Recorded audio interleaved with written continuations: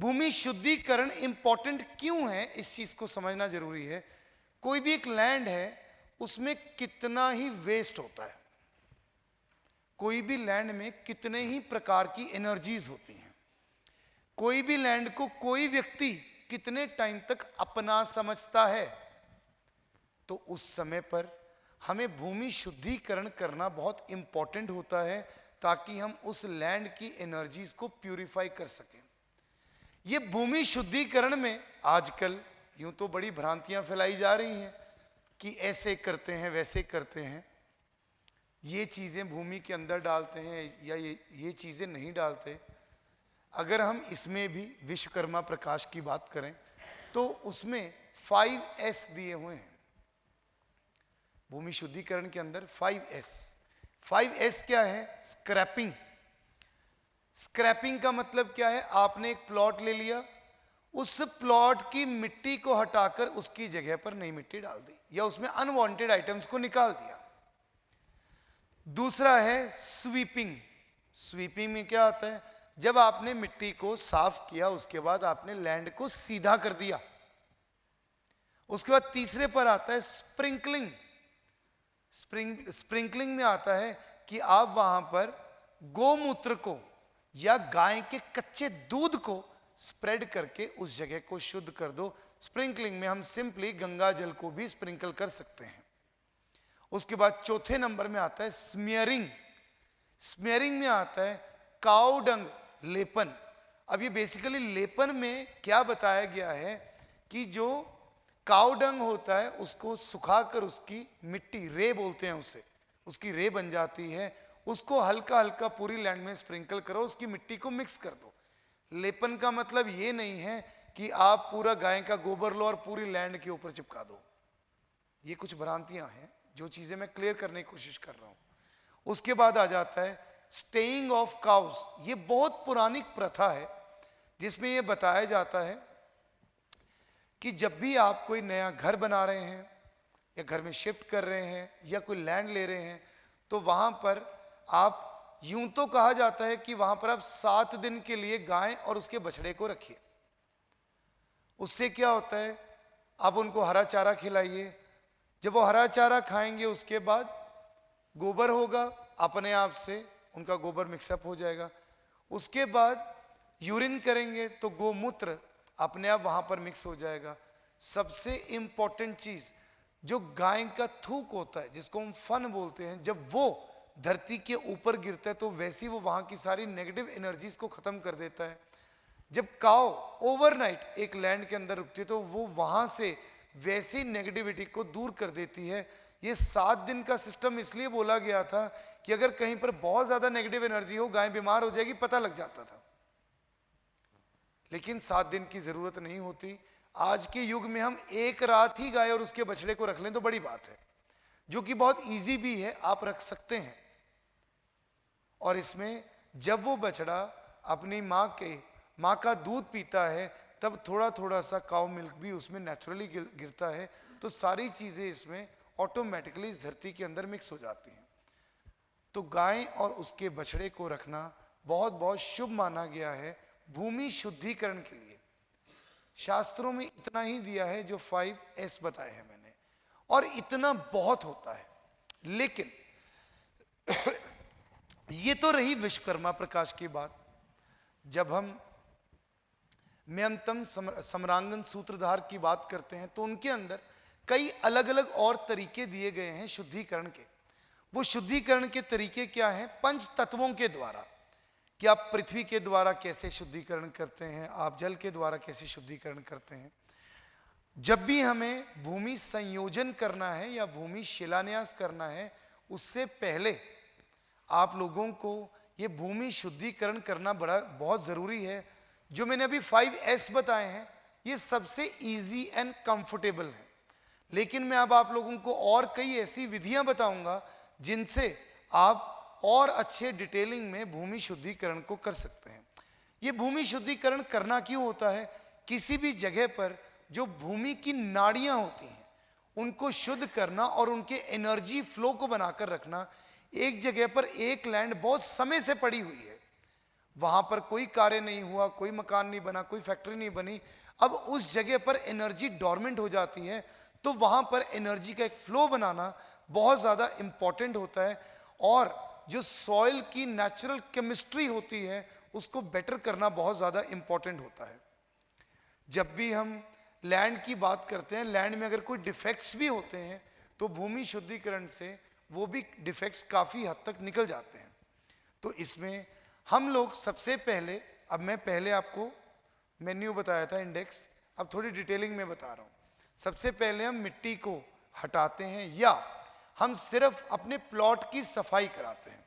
जब भी हम कोई प्लॉट लेते हैं, बहुत बार उसके ऊपर बहुत सारी गंदगी होती है, बहुत बार उसमें बहुत सारी घास उगी हुई होती है, तो हम सबसे पहले उस प्लॉट की सफाई कराते हैं, बेसिक सफाई। बेसिक सफाई कराने के बाद हम उस प्लॉट में एंटर करने से पहले क्षेत्रपाल की प्रार्थना करते हैं। जो एक्चुअल में उस क्षेत्र के देवता हैं, हम उनकी प्रार्थना करते हैं। हम इनसे परमिशन लेते हैं, जो हमारी लैंड के गार्डियन हैं, जो हमारी लैंड के देवता हैं, हम उनसे परमिशन लेते हैं इनके ऊपर वर्क करने के लिए। तो ये परमिशन किस हिसाब से ली जाती है? आप उस प्लॉट का या तो साउथ ईस्ट आइडेंटिफाई करते हैं या बिल्कुल एंट्रेंस, यानी कि एंट्रेंस का कोई कोना, या तो साउथ ईस्ट आइडेंटिफाई कर लेंगे या एंट्रेंस। वहां पर आपको सामान क्या क्या चाहिए होगा? एक दीपक, एक कटोरी में हल्दी, कुमकुम, चावल, एक एक चम्मच या एक एक मुट्ठी, एक 5 रुपए का सिक्का और थोड़े से फूल। अब सिंपली क्या करेंगे, साउथ ईस्ट या एंट्रेंस, इसमें कोई प्रॉब्लम तो नहीं किसी को समझने में? एंट्रेंस का मतलब यह है कि आप पूरे प्लॉट के अंदर साउथ ईस्ट में नहीं कर सकते, तो आप एंट्रेंस में ही, भले एक को इस कोने में या इस कोने में, कहीं पर भी ये पूरी की पूरी सिस्टम को कर सकते हैं। आपको सिंपली क्या करना है, वहां पर ये दिया जलाना है, कटोरी के अंदर हल्दी, कुमकुम, चावल और 5 रुपए का सिक्का रखना है, और ये बोलना है, हे क्षेत्रपाल देवता, इस भूमि के रक्षक और स्वामी, मैं इस स्थान पर निर्माण कार्य करने जा रहा हूं, कृपया मुझे यहां पर कार्य करने की अनुमति दें। आपकी कृपा से यह भूमि सुरक्षित, शुभ और समृद्धि देने वाली बनी है। इस भूमि पर खड़े होने, कार्य करने और निर्माण करने की कृपा पर अनुमति प्रदान करें। रिपीट करना है? लग ही रहा था शक्लें देखकर। हे क्षेत्रपाल देवता, इस भूमि के रक्षक और स्वामी, मैं इस स्थान पर निर्माण कार्य आरंभ करने जा रहा हूं, कृपया मुझे यहां पर कार्य करने की अनुमति दें। आपकी कृपा से यह भूमि सुरक्षित, शुभ और समृद्धि देने वाली बने। इस भूमि पर खड़े होने, कार्य करने और निर्माण करने की कृपा कर अनुमति प्रदान करें। अब नहीं, हे क्षेत्रपाल देवता, इस भूमि के रक्षक और स्वामी, मैं इस स्थान पर निर्माण कार्य आरंभ करने जा रहा हूं, कृपया मुझे यहां कार्य करने की अनुमति दें। आपकी कृपा से यह भूमि सुरक्षित, शुभ और समृद्धि देने वाली बने। इस भूमि पर खड़े होने, कार्य करने और निर्माण करने की कृपा कर अनुमति दें। ये आप अपनी लैंग्वेज में भी बोल सकते हैं भाई। यार एक ब्लैक कॉफी बोल देना, उसको वॉकी पे बोल दो चाहे।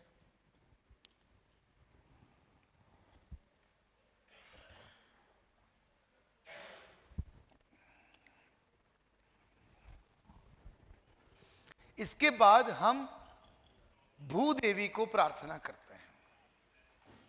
अब इसका लॉजिक समझ लो, भले ना लिखना, पर लॉजिक जरूर समझ में आना चाहिए। भूमि देवी से प्रार्थना है कि अगर इस कार्य में आपको कोई भी कष्ट हो, हम आपके ऊपर पैर रखें या हम आपको जाने अनजाने में कोई भी तकलीफ दें तो आप हमें माफ करें। देखिए कितनी मशीन्स चलती हैं, क्रेन्स चलती हैं, डिगिंग्स होती हैं, तो हम भूदेवी से यहां पर प्रार्थना करते हैं।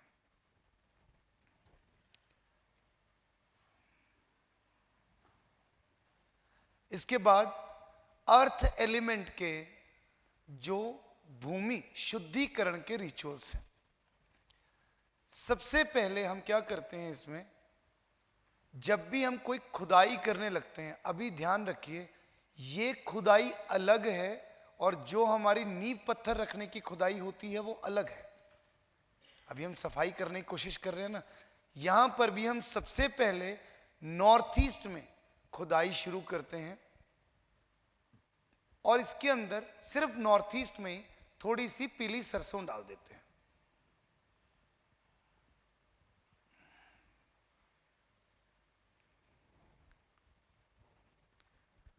उसके बाद जो सेक्रेड कोटिंग होती है, जो हमने पढ़ा था अभी स्मेयरिंग, अब उसके अंदर हम गाय के गोबर का मिक्सचर मिट्टी के अंदर मिक्स करके पूरी लैंड को शुद्ध करते हैं। अगर लैंड बहुत ज़्यादा बड़ी है, थोड़ा थोड़ा सा हर जगह पर स्प्रिंकल कर देते हैं। फिर भी एक क्लाइंट को लगता है कि हर जगह पर हमें ये नहीं करना, तो आप घर के चारों कोनों में, लैंड के चारों कोनों में इस चीज़ को कर सकते हैं, सिर्फ 4 कोनों पर। क्लियर हुआ? उसके बाद एक विधि है पंचमृद। ये पंचमृद क्या विधि है? इसमें हम 5 तरह की मिट्टी लेते हैं, उसका एक मिक्सचर बनाते हैं और उसे फिर हम पूरी लैंड के अंदर स्प्रिंकल करते हैं। इसमें 5 तरह की मिट्टी कौन सी होती है? एक गौशाला की मिट्टी, उसके बाद कोई भी पवित्र नदी की मिट्टी,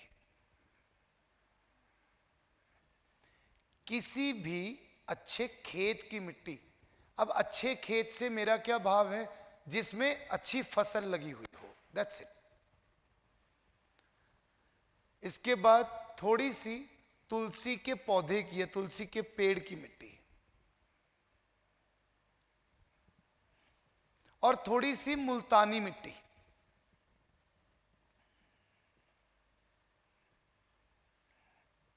अगर पॉसिबल हो या आप कहीं दूर मकान बना रहे हैं तो थोड़ी सी आपके पैतृक स्थान की मिट्टी, जहां से आपका वंशज चलता है। इसमें सिंपली आपको क्या करना है, नॉर्मली आप मान के चल सकते हैं, जैसे एक एक बाउल मिट्टी का ले लिया, जमीन के अकॉर्डिंगली आपने वो सारी मिट्टी को इकट्ठा कर लिया और मिक्स कर लिया। उसके बाद इसके अंदर पानी डाल लिया। पानी थोड़ी ज्यादा क्वांटिटी में डाला ताकि ये एक प्रॉपर मिक्सचर बन जाए, एक आपका स्प्रे की तरह बन जाए। उसके बाद आपको उस पानी को पूरे एरिया के अंदर, जो भी पानी और मिट्टी का मिक्सचर हो गया, पूरे एरिया के अंदर आपको स्प्रिंकल कर देना है। पानी की जगह पर आप गंगा जल डाल देते हैं तो और अच्छा है। अगर उसके साथ आप काउडंग एंड गोमूत्र मिक्स करते हैं, जब काउडंग एंड गोमूत्र करेंगे फिर गंगा जल नहीं डालते, तो इस तरीके से भी कर सकते हैं।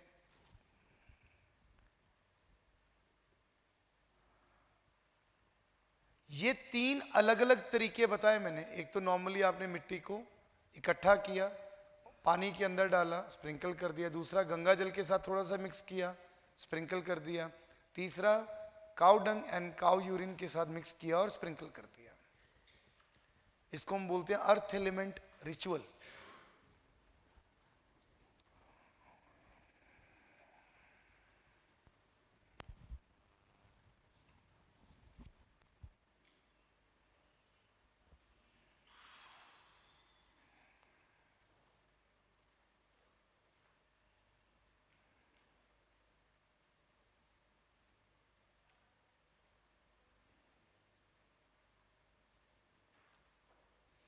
एक ना इसी से मुझे याद आ रहा था, अब जो घर बने हुए हैं, जो फ्लैट्स बने हुए हैं, अगर हमें उनके अंदर भी लैंड प्यूरिफिकेशन को करना हो तो उनमें भी आप सिंपली क्या करेंगे, ऐसे ही आप मिट्टी ले लेंगे 5 तरह की मिट्टी को, आप काफ़ी अच्छी खासी क्वांटिटी में पानी लेकर आप उसमें 24 घंटे डिप करके रखेंगे। 24 घंटे डिप करने के बाद जो उसका जल होगा, उस जल को आप अपने घर के अंदर स्प्रिंकल कर देंगे और जो वो मिट्टी होगी उसके अंदर एक तुलसी का पौधा लगा देंगे और उस तुलसी के पौधे को नॉर्थ ईस्ट में रखेंगे तो आपके घर से सारी नेगेटिविटी दूर हो जाएगी। क्लियर हो गया ये पॉइंट? इसके बाद हम सॉल्ट प्यूरिफिकेशन करते हैं। सॉल्ट प्यूरिफिकेशन में कभी भी हम लैंड पर सॉल्ट स्प्रिंकल नहीं करते। हम सॉल्ट को 4 कोनों में बाउल्स में भरकर रख सकते हैं जिससे कि लैंड की सारी नेगेटिव एनर्जीज रिमूव हो जाती है। एक बहुत ही पुरानी और वैदिक रेमेडी है जो है लाइम रेमेडी। चूना होता है ना, देखा है कि जो व्हाइट कलर का चूना होता है नॉर्मली निशानदेही करने के लिए भी बनाया जाता है। जो चूना होता है इसको आप वाटर के अंदर मिक्स करिए। नॉर्मली आप एक बोरी चूने की ले आइए, 20 किलो 30 किलो 10 किलो 20 किलो की जो भी होती है। नॉर्मली 20 kgs की बोरी एक 300 to 500 स्क्वायर यार्ड्स के लैंड के लिए बहुत होती है। लैंड के अकॉर्डिंगली आप इसको कम ज्यादा कर सकते हैं। उसको पानी के अंदर मिक्स करिए और उसको पानी के अंदर मिक्स करके कुछ घंटों के लिए छोड़िए, नहीं तो बहुत बॉइलिंग हो जाता है। छोड़ने के बाद आप उसका जो भी पानी है उसको सारी लैंड पर स्प्रिंकल करिए। This is called the strongest purification method to remove any kind of negative energy from the land. इससे सारे इंसेक्ट्स तो मर ही जाते हैं, सारी इन्फेक्शंस निकल जाती हैं, लेकिन साथ में ही सारी नेगेटिव एनर्जीज भी रिमूव हो जाती हैं। और फ्लैट्स के लिए क्या करें, थोड़ा सा इसी तरीके से एक बॉटल की फॉर्म में बनाकर रख लो, उसको स्प्रे की तरह आप डाल दो।